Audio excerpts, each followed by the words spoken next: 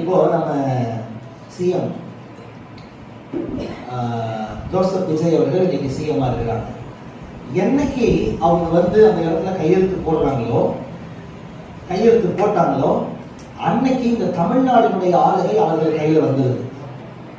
அவங்க தமிழ்நாடு முழுக்க எந்த கலெக்டரை வேணா மாற்றலாம், எந்த ஐபிஎஸ் வேணா மாற்றலாம்.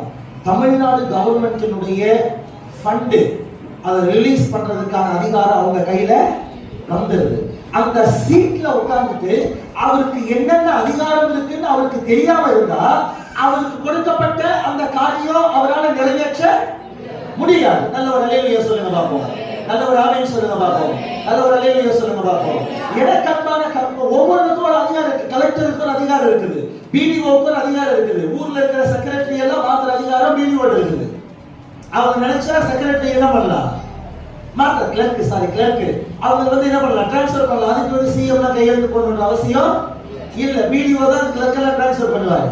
அப்போ அவங்களுக்கு நீங்க வந்து பிடிஓன்னு சொல்லி அவங்களுக்கு சில அதிகாரம் இருந்து அந்த அதிகாரம் அவர்களுக்கு தெரியலன்னா அவர்கள் ஒரு பிடிஓவாக செயல்பட முடியாது.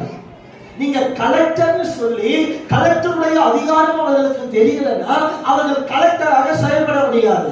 அதே போலதான் ஆண்டவர் சொல்றாரு, நீங்கள் உலகத்துக்கு எப்படி இருக்கிறீங்க, வெளிச்சமா இருக்கிறீங்க. ஆண்டவர் சொல்றாரு. அந்த சொன்ன ஆண்டவர் சில அதிகாரத்தை கர்த்தர் நம்ம கையில கொடுத்திருக்கிறாரு.